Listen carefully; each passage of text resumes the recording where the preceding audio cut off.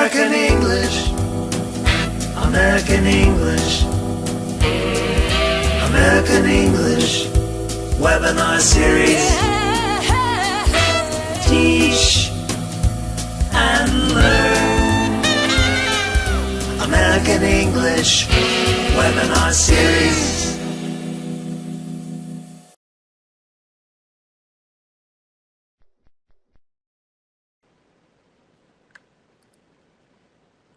Greetings, teachers around the world. Welcome, everybody, to American English Webinar Series 4, brought to you by the American English team at the U.S. Department of State in Washington, D.C.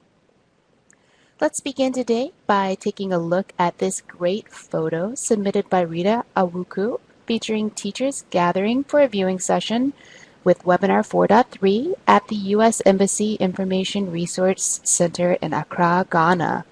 We love to see you teachers out there viewing and learning together, and we hope you will consider to send your viewing group session photos from this webinar to American English Webinars at elprograms.org. We might feature them in the next webinar. My name's Heather Benucci. I'm part of the American English team, and you might also know me as Moderator Heather. Today, you're also going to see Moderator Lauren in the chat box, and we will both be available during the webinar to assist and support you as you participate. Here you can see the exciting schedule for this series. Our next webinar, Classroom 2.0, Tools for Digital Learning, presented by Jeff Kuhn, will be in 2 weeks on Wednesday, November 16th. And speaking of our next webinar, we have a very important announcement for everyone. Daylight savings time ends in the United States on November 6th. On that day, we switch to standard time, which means we set our clocks back 1 hour. Webinar 4.6, that last webinar in the series, will still take place at 8 a.m. and 1 p.m. Eastern Standard Time in Washington, D.C., but you might find that the webinar is broadcast 1 hour earlier in your local time zone. So please use the time conversion link that's provided here to confirm your local webinar start time. You need to be sure to enter the webinar date, November 16th, when you're using the converter to get accurate information. These details will also be on the Ning in the announcement section, and you're going to receive the information in a reminder email. We really want to see you all there participating in our last webinar in the series, so please be sure to check the information out. Great. Our webinars are each 60 minutes long, and they are often related to a theme on the American English website. The Teacher's Corner section from the website shown here features resources and lesson ideas related to each month's topic. The theme for November is Education Trends and Issues in the World Today. Teacher's Corner materials can be accessed in 2 ways, both from the rotating feature bar at the top of the American English website and from the English Teaching Resource section at the bottom of the page. Now, most of you all are familiar at this point with how to participate, but let's review quickly. You are going to participate primarily by typing in the chat box, as many of you are already doing now, and the chat box is where you will ask questions or make comments related to today's topic. We might not be able to answer every question during the session, as there are often hundreds of teachers participating, but we can also take those questions over to the Ning community for teachers, which we will look at in just a moment. Presenter will also ask you questions today in the form of polls. These multiple choice and multiple answer questions are going to appear on the screen for you to answer. And unfortunately, some of you may experience technical problems during the webinar. We will let you know if we're having a global technical problem. However, if you do lose sound, you can follow along with the caption pod at the bottom of the screen if refreshing your internet browser doesn't correct the problem. Each webinar series consists of 6 webinars, and during the series, webinars take place every other Wednesday, and those of you who attend at least 4 out of 6 webinars are going to receive an e-certificate from your regional English language office or local U.S. Embassy after the series ends. And to make sure you're eligible for that e-certificate, we are going to ask you to submit your attendance information at the very end of the webinar. At the end of the webinar, we will provide you with a link to submit your attendance information, and we will support you through that process when that time comes. And we hope most of you out there are members of our NING, but if you haven't joined yet, please do. It might take up to 72 hours for your registration to be approved, but this is a great community for teachers to share ideas, and you will also find the resources and discussion questions related to each webinar here as well. The webinar recordings and the materials are going to be available later today for this session. The NING is also where you can ask the presenter questions after the webinar and live chat with your fellow community members. And lastly, before we get started, I bet many of you out there like to play games in the classroom. And do you like to use board games by chance? If you are creative and you enjoy making board games, we hope that you will enter the 4th annual American English Create Your Own Board Game competition. Please submit your original board game design to americanenglish@state.gov by November 25th. Winners will be announced on November 30th, and their games will be displayed on the American English website. It is a fun contest, and we always have a lot of amazing entries. So to learn more about the competition and see winners from the past, please follow the link shown here. And now on to today's session, multimodal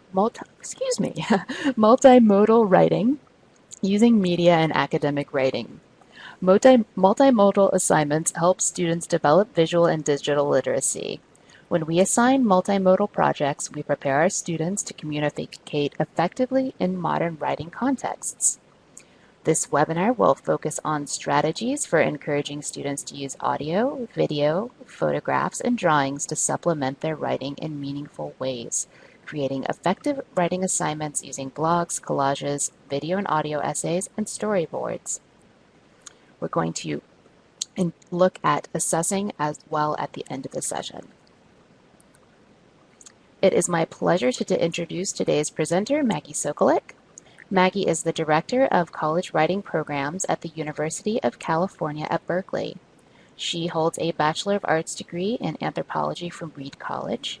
Additionally, she holds a Master of Arts in Romance Linguistics and a PhD in Applied Linguistics, both from the University of California at Los Angeles. Maggie has written over 20 ESL and composition textbooks and has developed and taught several popular massive open online courses for English language learners through edX.org and in partnership with the U.S. Department of State. She is an editor of TESOL EJ, a peer-reviewed journal, which is one of the first online journals that is now over 20 years old. Maggie travels frequently to speak about technology and writing.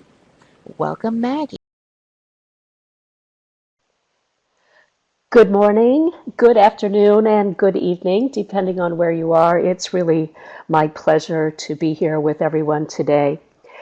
As you entered today, you saw a poll that I hope most of you got a chance to take part in. One of the questions was, have you heard of the phrase multimodal writing? And in fact, 85% of you did not know what this phrase meant. So that means we have some really good things to do today to really learn what this phrase means and how it applies to what we do in the English language classroom. I also asked which of those assignment types or elements of assignment types have you used with students? And the most popular one was drawing or illustration, followed by photos, videos, audio, and blogs. And so we'll be talking about all of these things and more.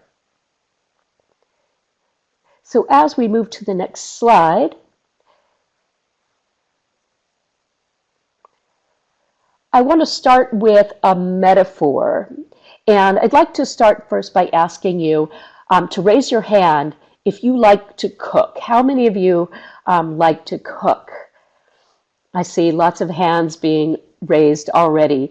I really like to cook, and I enjoy both cooking and eating. And teachers and cooks have something in common, and that is the ability to adapt. As a cook, you often have to adapt your recipe. Perhaps your children don't like onions, or your friends don't eat meat. And so you can take a recipe and change it to make it suitable for those people in your life. Teachers can do the same thing with the textbooks or the lessons that they're given.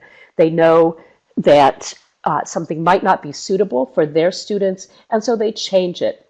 So as we go through today's webinar, I'd like you to really think positively. That is, when you see something presented, instead of thinking first, I don't think I could do that in my classroom, ask yourself, how could I do that in my classroom? That is, how could I adapt the recipe to make it work for my students?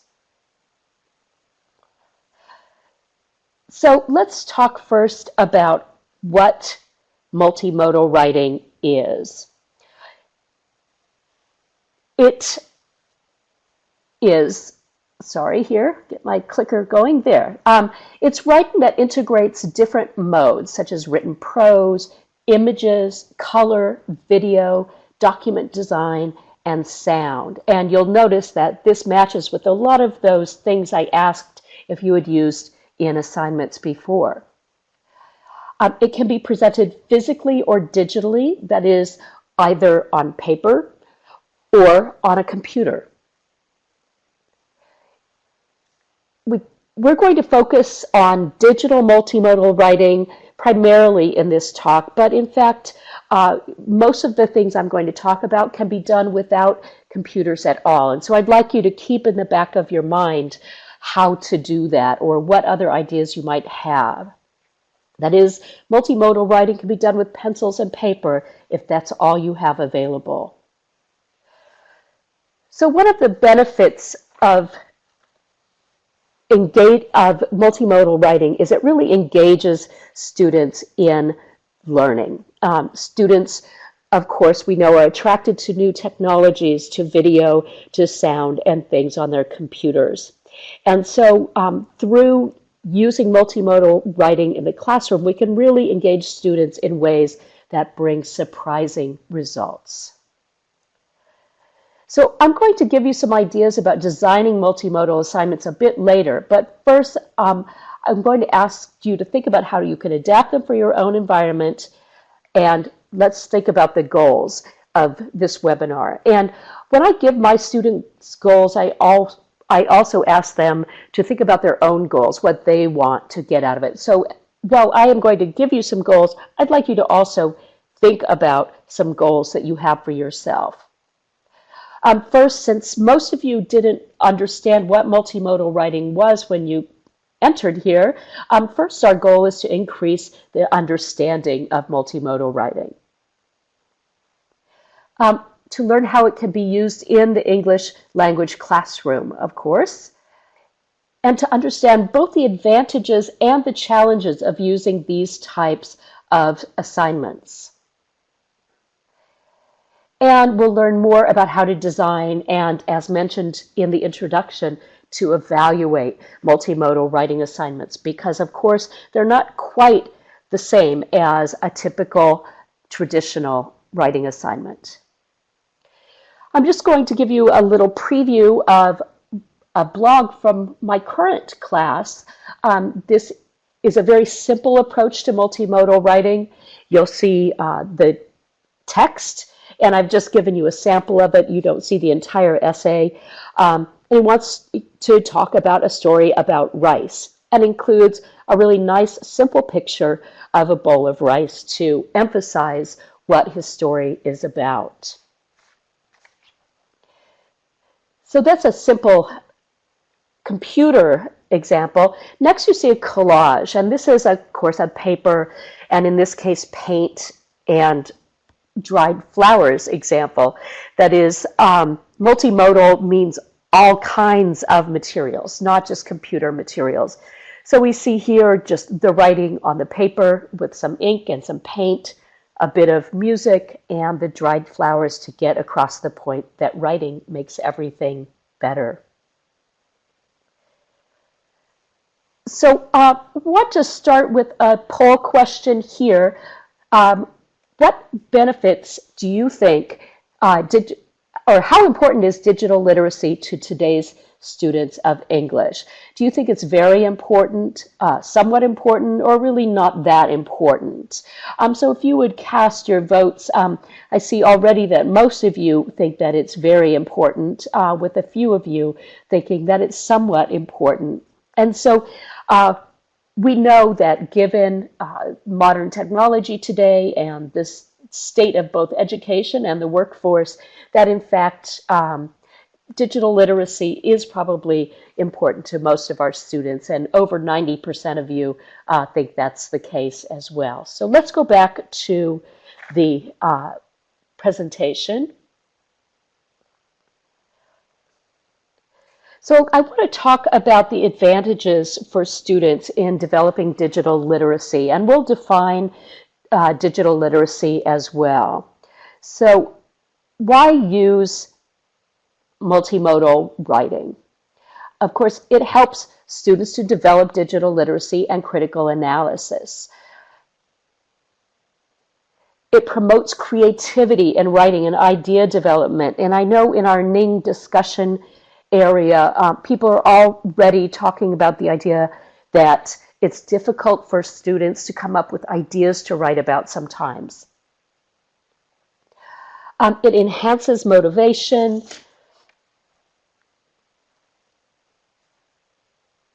And we'll just go back there for a second. It enhances motivation. And of course, this is another big issue for students, getting them motivated to write and to enjoy writing as well. So some other advantages, let's talk about first that digital literacy is made up of these aspects. First, the ability to locate, organize, understand, evaluate, and analyze information using digital technology, but also the ability to communicate with others more effectively who also use digital ways of communicating and who have that knowledge. So I want to ask another poll question. What benefits do you think digital content brings to English language learning? So it could provide a wide range of available materials, it could motivate students, it could provide important future job skills, help students think creatively, help students learn research skills, or maybe something else that you have in mind. And I hope if you choose other, you'll share some of your ideas in the discussion area. And I see the top choice here is that it provides a wide range of available materials. And we all know, of course, that the internet has brought us a really huge wealth of materials for the English language classroom: videos, audio, images, written materials. So in this sense, it's been such a benefit to teachers. Let's go back to our presentation here. And we're going to actually go to the chat box in a second, and I want you to really think about what skills students need to become successful as digital writers. So go to the chat box if you would, and see if you can answer this question. What do you think they need to know in order to be successful as digital writers? So I see here that completeness, computer skills, yes, they obviously need to know how to use the computer. They need digital competence. They need to find appropriate sources, and we'll talk about this in a minute. This is a really good point, that they need to have some good search skills and thinking skills. Great ideas, all of those. Thank you for contributing, everyone. So let's talk about some of the advantages for students in doing this type of writing, multimodal writing. So first, as was mentioned in the chat box, developing search strategies. We all know if we just go to Google, type in a keyword, we're likely to be confronted with tens, hundreds, thousands, maybe even millions of results. So we need to know how to identify keywords that are going to return, excuse me, the types of responses that we're really looking for. The second is we need to understand the information that we find. Once we locate it, then how can we understand it? And then we need to organize the information that's located. Is it bookmarks or folders, or how are we going to keep track of the important information we find online?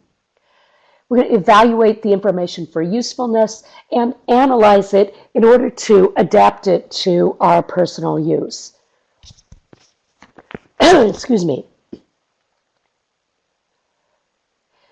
Some more advantages include creativity and idea development. First, we know that language learning is a creative process. We don't just repeat things we've heard others say. We don't just write what we've seen others write. It's really about expressing our own opinions and our own ideas. And a good language learner doesn't just repeat what's said.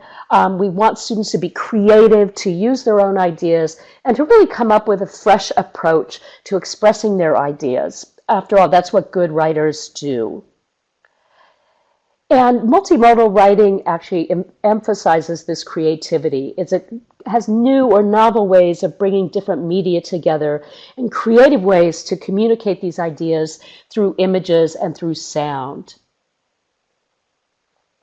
So I'm going to ask you to raise your hand if you agree with this quotation, and I'll read it out for you. Creativity contributes to what should be our ultimate goal as educators, inspiring students to become curious, engaged, and interested in the world around them and within them. And so how many of you think that that's an accurate quotation of what we should be doing as teachers? I see a lot of people raising their hands. I certainly agree. And I think the real key here is we want to inspire students to become curious. And that means that they want to learn once they step outside the classroom, not just inside the classroom. So the other advantages for students, of course, we talked about motivation. And creativity increases student motivation. When students get to express their own creativity, then they really become much more engaged and motivated by what's going on in the classroom. It also allows language learning to be more personalized. That is, the materials suit each individual student and feel more like the things that they're interested in. And for students with different learning styles, multimodality respects those styles. Whether it's oral learning, visual learning, kinesthetic learning, multimodality has a little bit of something for everyone. So we're going to go to the chat room again. And I want you now to think, after we've just talked about advantages for students, what are the advantages for teachers that use multimodal writing? So any thoughts that you have there? So advantages for teachers, and I see some good answers coming up. The teacher becomes the facilitator.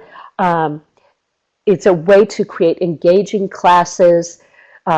We can get better benefits. I see from Jinan, it's minimize individual differences, increases motivation, as we mentioned, and less effort and more inspiration. I really like that idea a lot. Let me share some of the things I have found to be an advantage for teachers. And you'll notice in the title here, it says workload. And we all know as teachers, very few of us work lightly. That is, we work a lot. And so when we can find ways to decrease our own workload, students get more out of their class. One way we reduce our own workloads is that students take responsibility for finding material to support their writing. So it's students that are gathering materials, not just the teacher. Students become more independent learners. They're doing more on their own and require less teacher guidance. And they create more interesting projects to assess. Reading things that students are invested in, that is, that students really care about, whether it's a personal essay or a blog post or a short video, can be really interesting to look at and assess, and maybe much more so than a traditional essay. The other advantage for teachers is that we can learn along with our students. The fact is, technology is really complicated right now. None of us ever knows everything about current technology. We can learn along with our students about new tools and technology. So, chat again. The fact is, some teachers are uncomfortable knowing less than their students do about technology. So, I'd like to hear how you think we can be less concerned about our students knowing more than we do, possibly about the technology we use in the classroom. So any ideas there? How can we be less concerned about this? Salman in Pakistan says, imagine yourself as a student. I think that's a great bit of advice. We should always be imagining ourselves as students.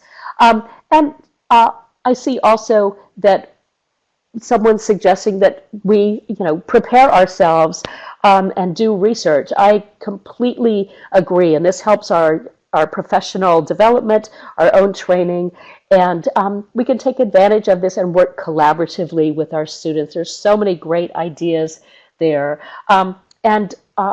As mentioned here also, students are the ones who know computer strategies to teach their teachers. And this can show a lot of respect for the students in our classrooms and what they already know. And I think that's a great idea. Okay, so we're going to stay in the chat room here and talk about another part of this problem is that technology is constantly changing. We all know that. So our learning really never ends. How can we see this as a positive force rather than a negative one? And so I'm interested to see what you think about having to always learn new technology. Grazia says that to stay up to date with new trends and we evolve with the times. And that's really important as teachers, that we understand the times in which we live in. There's also a mention of adaptability, being able to change when things change. Sarah also mentions that it makes us a little more prepared, adaptable, and positive, and it increases our own motivation. So some great responses there as well. Okay, we're going to turn to the ideas behind planning a multimodal assignment. And I'd like to mention the KISS principle. I don't know if any of you have heard this, but in brief, KISS stands for Keep It Simple, Stupid.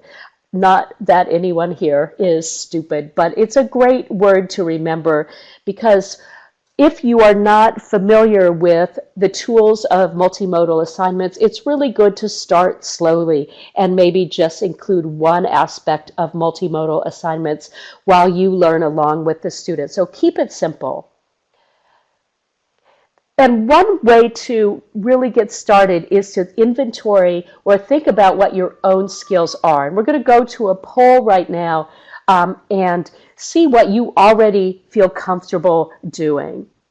And you'll see the poll coming up on the screen. Check anything here that applies and complete this statement. I feel comfortable using pictures in writing, using a smartphone well, creating videos on my phone or with a camera, making an audio recording to put on the internet, using blog software, or learning new software of any kind. So which of those things are you comfortable with? And I see that pictures are our most popular item, and as well as using a smartphone, it pretty much goes down the line, although I'm really encouraged to see that over 40% of you, almost 45% of you now, say you're comfortable learning new software, and that's really the most important thing on this list. It doesn't matter if you don't feel comfortable with any of those other things, but if you feel comfortable learning new things, you're going to do just fine. Let's go back to our presentation. So the next thing, of course, is to also think about what our students know, not just what we know how to do. And the easiest way to do this is to do a similar inventory of your students' skills. And I'll show you here an inventory that I use with my own students that I ask them directly about what they know how to do. And this is just a sample of the sheet that I give them, and the entire survey will be available in the Ning after this webinar. Really, ask them directly. You might be surprised to learn what they know how to do. And so ask them, do they know how to use word processing or their smartphone, how to edit pictures, and so forth. So in the planning, I'm going to be giving you examples in a few slides of 3 types of assignments. One's a simple one, just using pictures with student writing. One's a little more sophisticated. It involves using a map or annotating a map. And another one is complex, that is having students create a video. So when you're planning, of course, the first thing you need to think about is the topic you're going to have your students write about. For example, you may want to choose the topic for your students to write about, or you might want to just help guide students to their topic choices, or of course you can allow students to choose their own topic. And I would say these options vary depending on the level of your students. For example, with lower level students, you might want to choose a topic with which they're familiar and which they can write about with confidence. For example, a person they admire, a place in their city or town that they enjoy visiting, an important event in their lives, or food that they can prepare or that they enjoy. And I'm sure you can think of lots of other topics that you could add to this. For upper level students, you might want to give them more freedom to choose their own topics, or again, guide them through a topic choice to find something that's appropriate. So in planning, one of the things to keep in mind are what are your learning objectives. I find it's really easy sometimes when I find a new technology tool to get a little bit carried away with the tool itself. And so it's always important to take a step back and say, what is it that I want my students to learn by using these tools and by completing this assignment? And what should they produce in order to demonstrate that they've learned something? I do this in the form of objectives, and I like to write objectives as what I call students' will statements. What will my students do in doing this assignment? So first, students will understand how images can assist meaning in writing. Students will choose appropriate and meaningful images to use in their own writing. And I say meaningful here because we want those images to be more than just decoration, right? We want them to help the meaning, to get across the main idea that the student has in their writing. And then the more technical thing I want them to learn, to edit images for size and placement in their writing. I also need to think about what type of writing will the students do. Are they going to write personal stories? Do they need to write something more academic, such as research, maybe write a review of a film or book, or do something that's descriptive, something physical or scientific? Also need to choose the media that's going to be used in the project. As we mentioned before, drawings, photographs, video, music can be really motivational. Spoken language. Think about the materials you have available and that your students have available and that suit their skills. I included this picture of some old photographs because I find that old photographs can be a great tool for multimodal writing. Old family photos, old vacation photos. students are really motivated to write about these. So if students have access to some photos, it's a great starting place. So I'm going to give you an example assignment. We'll start with the simple one, just illustrated writing. And you could do this two different ways. One, of course, a student can write an essay or a story. If your students aren't at the level where they can confidently write something like a story or an essay, they could also do or add pictures to an essay or story that they've read. I'm going to present each of these assignments like a recipe because recipes require two different parts. First, they need the ingredients, and then they need the instructions.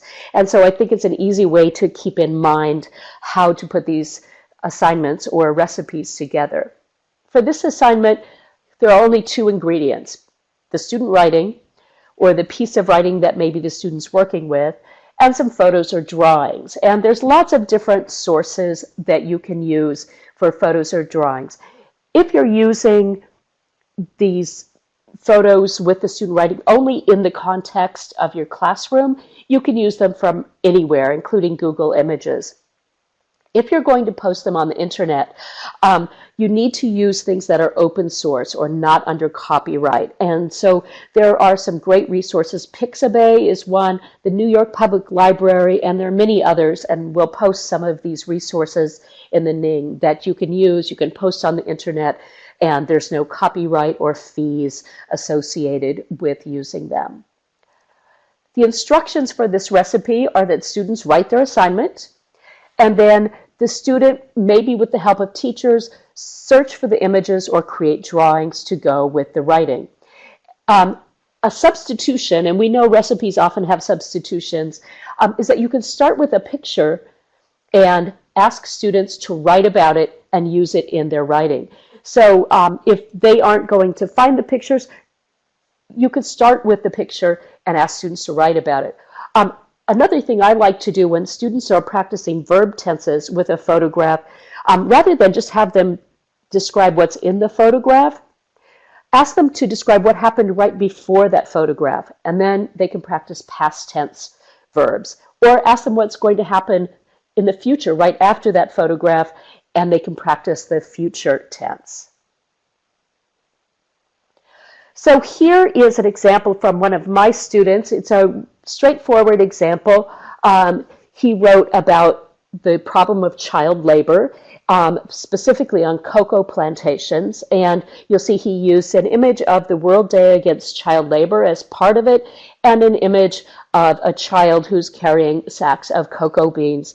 And so a very straightforward, again, piece of writing, but the images really emphasize what his main point was and get the point across of the problem of child labor.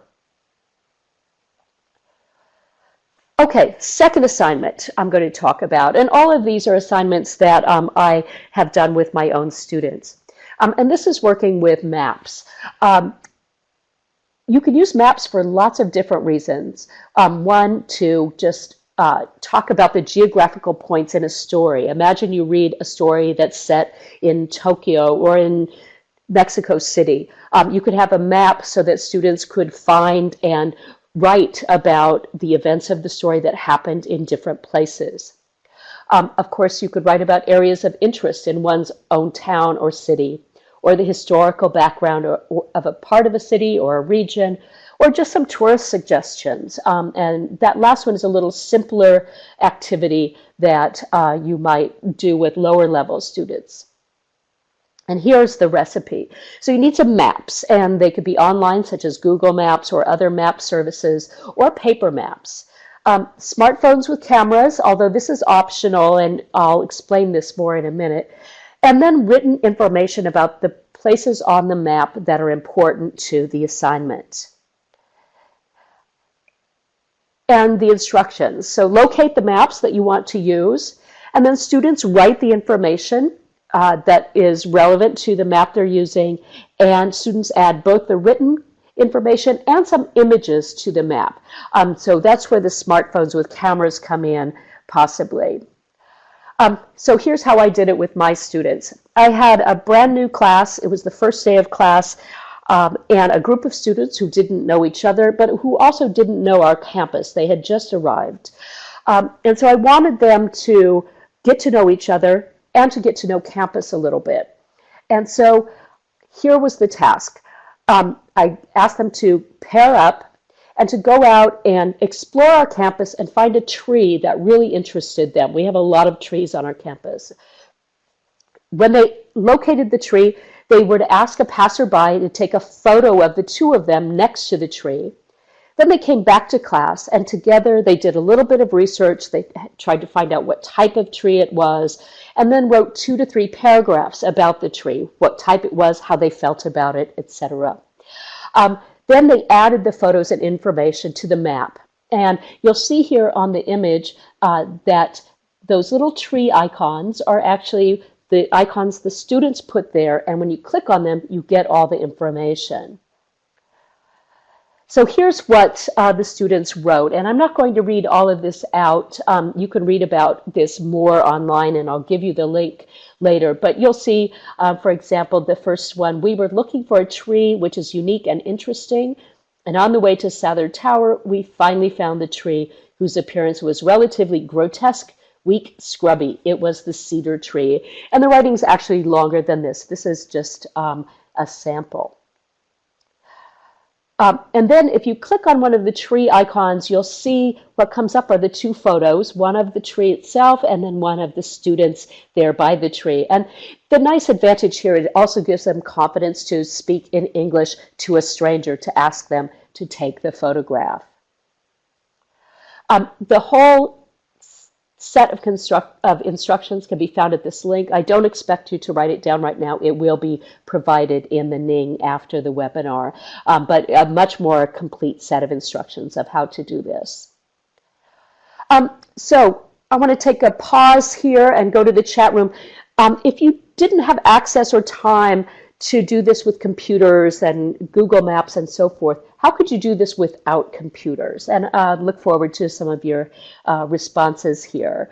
Carolina says drawings, of course. And in fact, you could even draw the map itself. You wouldn't even have to start with a map. Boy, it's going by fast. Using an atlas, magazine cutouts, a great idea because some geography books or magazines, National Geographic, there's lots of resources. Also, we can provide pictures in class, as mentioned. So there's lots of ways you could do this by using paper maps or having students draw maps. Great ideas, everyone. Thank you. So for the third assignment, and this one's a little more complicated, but it's for students to create videos. And of course, on their smartphones or cameras, most of us these days, not everyone, has some kind of access to a camera to shoot a video. And the advantage of video assignments is that students narrate a story. So it focuses on pronunciation, on grammar, all of those things in a spoken form as well as a written form. They can use animation or pictures to help tell the story. They can add music. Again, we talked about how motivating music is. And then they could also just go out and take a video with their camera and edit it to tell their story. So here's the recipe, and it's a little bit long, but I will be including, again, things on the Ning. The ingredients are a script, and this is the most important thing. What is the student going to say? What is the narration or the story? They need audio recording software of some kind to record themselves reading the story out. They need video editing software. This is available for free on for most phones or most computer systems. And they need, of course, their images or video that they're going to use. I'm going to mention some substitutions here because you're going to see an example in a bit that uses some substitutions. They could use an iPad or tablet plus a stylus for drawing, along with a drawing application. and then some software that captures what's going on the screen. My students use something called Camtasia, but there are other software that will record what's happening on the screen of your computer or tablet. So the instructions, again, the students write, and that's always instruction number 1. They gather pictures, music, anything they want to put into their video, and then they plan it out, what's going to come first, second, etc. And to do this, we use a storyboard. And if you haven't seen a storyboard before, it looks something like this. And this will be available for you to download and print and use. And in the storyboard, students can just sketch out using stick figures. They don't have to be really artistic. In each of the boxes, sort of what the process of the video is going to be. What comes first? What comes next? And then in the lines underneath it, they just write out a little description. Will there be music then? What's happening in the story? And so forth. You can even use a storyboard without doing the video at all. It's a really interesting way, almost like writing comics, to write out a story. So the instructions continue. Students then record themselves reading their story or essay. They add the music, the pictures, or the video into their video editing software. And then the most important part of this is they show their videos in class. And I like to make this into a little class film festival. We bring food and we really celebrate the accomplishments of doing these short videos. I do emphasize short. For my students, I tell them absolutely no longer than 3 minutes, but 2 minutes is more than enough. Creating a video actually takes a considerable amount of time. So I'm going to show you an example, and as I mentioned, this student really did kind of substitute a lot of parts of the recipe. She used drawing software on an iPad instead of just using photographs and scans of pictures. She recorded herself drawing live. That is, while she was drawing, she used the software to capture what she was drawing, and you'll see this more clearly in the video sample I'll show in a minute. She recorded her essay, and then she put all the pieces together. And so we're going to watch about 1 minute of this. The full video will be provided online. So we'll go to the video now so you can see what I'm talking about. There's no sound at the very beginning of this video, so don't worry.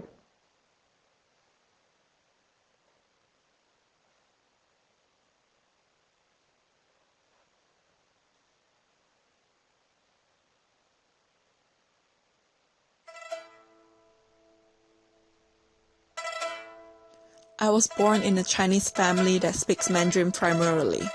One of my first exposures to the language was from the lullabies my mother sang to me when I was a baby. The other earliest exposure was from the conversations my father and I had when we watched soccer on TV and eat all the junk food together every weekend. Living in a multicultural country, I was aware of my cultural identity since my first day at the kindergarten. However, it wasn't until I watched some TV shows based on ancient China that I started to have an interest in the language and culture. Perhaps it's the beautiful costumes and classical Chinese sentences that got me. My mother had taught me Chinese poems since I can speak clearly. In the beginning, I did not understand the poems I memorized, but as I grew up and was able to understand more Chinese words, my curiosity expanded.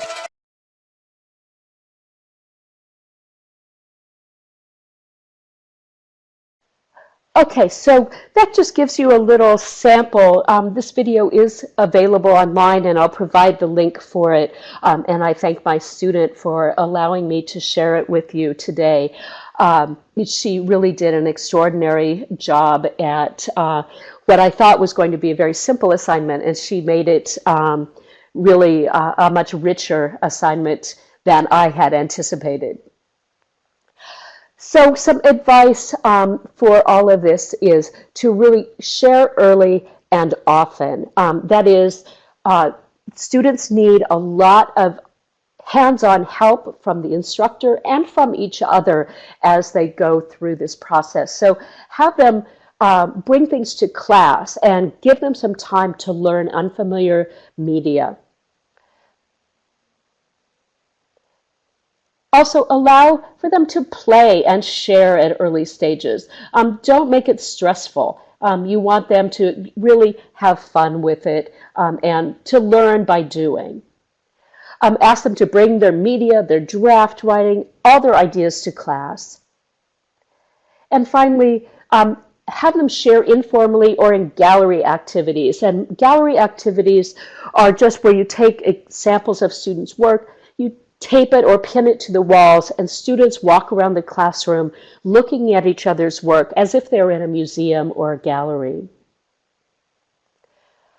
Okay, so here is where we get to the more problematic part of multimodal assignments. Because they are somewhat new, we need to think about how can we assess these since they don't fit into this framework of a traditional essay. So I'd like you to go to the poll right now and think about how can we assess non-traditional works. And you'll see the poll coming up. The options are self-evaluation, peer evaluation, rubrics or checklists, all of the above, or perhaps you have some other ideas, and I hope you'll share those in the discussion area. And it looks like most of you are choosing all of the above, and that's certainly what I would choose. One of the things about assessing multimodal writing is that we need to use lots of different tools, just as the students have used lots of different tools to write. So let's go back to the presentation. And I'd like to talk a little bit about how to get started thinking about evaluation. And one of the ways, as the slide comes up here, is to do the assignment yourself. And this may seem like a strange bit of advice, but you will not know how difficult it is for students to create a video or to do the map assignment unless you do it yourself. And so take some time to do the assignment, and that way you can really understand the amount of time it's going to take, what the challenges are, what might be some areas of difficulty in completing the assignment. Use self-assessment to guide teacher assessment.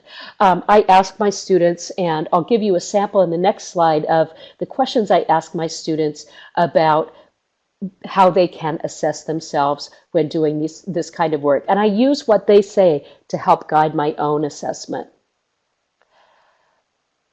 Set up some guidelines in advance and share them with students so that they know what you're expecting. And I think that's good advice actually for any type of assignment.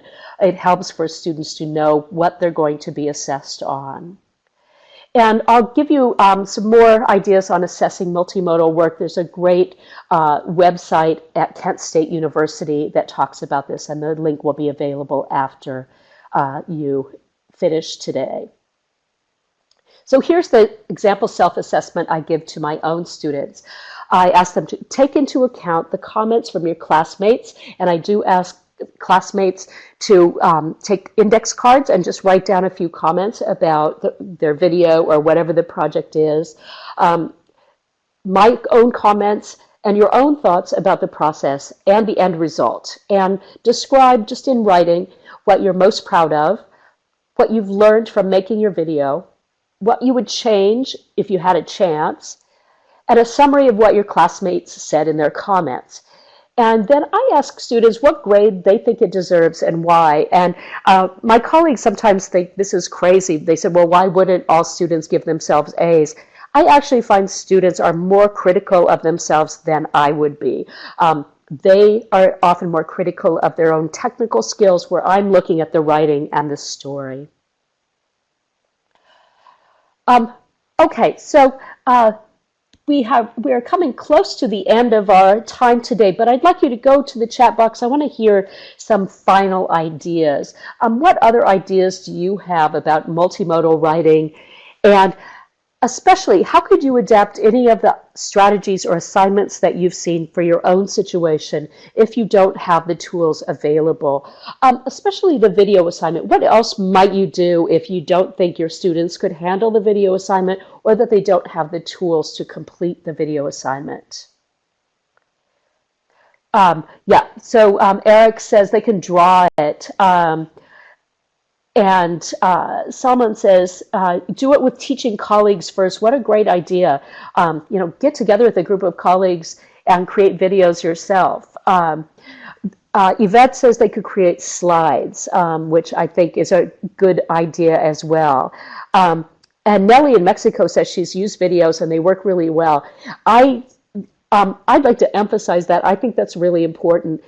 Have some confidence in your students' abilities. It doesn't matter if the videos or any of these assignments turn out perfectly. It's not likely they will, but they will learn so much in the process.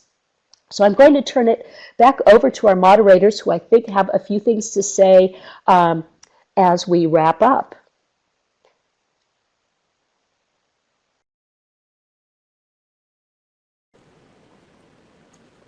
Well, thank you so much, Maggie, for sharing all of those great multimodal writing strategies. I think you presented some excellent ideas about how to incorporate a variety of media into engaging writing assignments and projects.